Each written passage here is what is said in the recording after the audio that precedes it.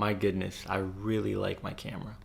As an aspiring screenwriter, a moviegoer, a big lover of cinema and visual entertainment, and just someone who appreciates a good and fun storytelling, I am guilty of being someone who loves to share funny or fun ideas that can be placed in a movie depending on the genre. I share scenes that I see in my head that could be cool in a movie or a certain story.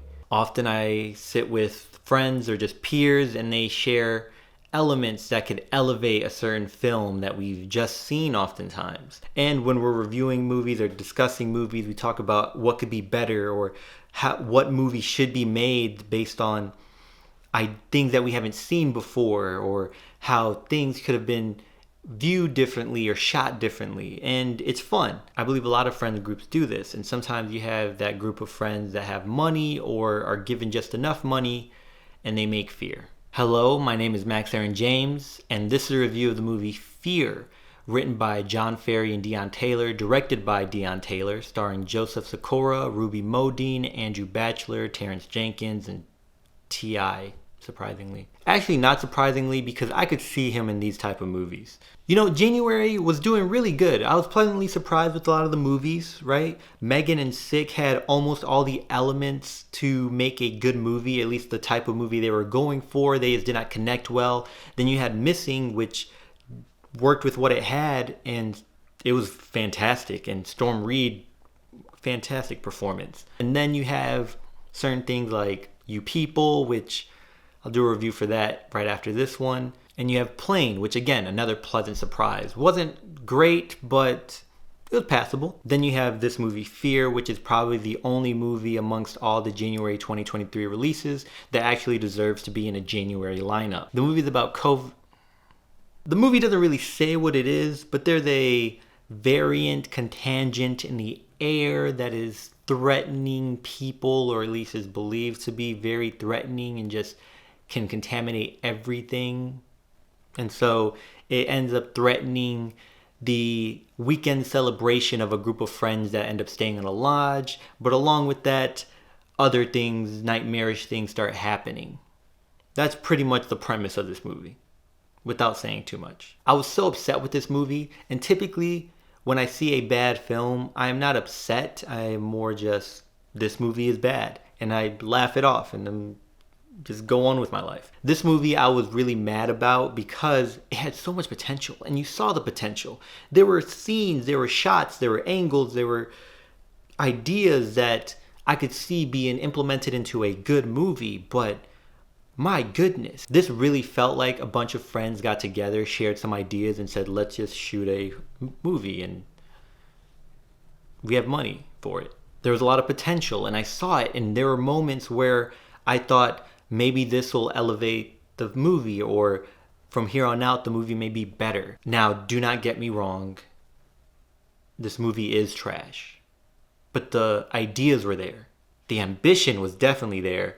I just wish the talent joined the group. I appreciated how quickly they got into the story. They really got into it. I did like that multiple characters were trying to solve this issue and trying to figure out what was going on. Oftentimes you have just one or two of the main characters studying and researching and all this, but they had some other people, and I like that. There were, again, like I said, with the shots and angles, there were shots, there were filters, there were color, there was lighting that was experimental, but it looked good, and it gave me ideas for other types of films or other movies that could have used this.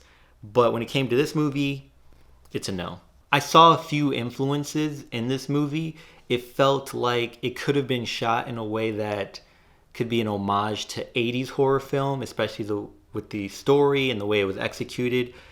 And I was not mad at T.I.'s performance. He was actually not the worst part of this movie. There was so much worse, and his character wasn't bad. All right, I'm going to share a scene in the movie. It is not a spoiler to the story or anything. It is just a scene. Someone does something that made no sense, and the person I watched it with immediately laughed when it happened, and I laughed at it too. But she addressed it at that moment. One of the characters is wearing a mask, sitting alone inside of this building, inside of the lodge.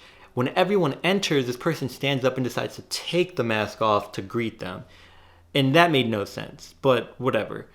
They kind of have the mask. I believe they have the mask there just to remind you that there is something else going on, because this not COVID disease is existent in this world and is like a subplot, I would say, maybe. At least the idea is there and present, and maybe was trying to get you to believe that it's part of what's going on. I don't know.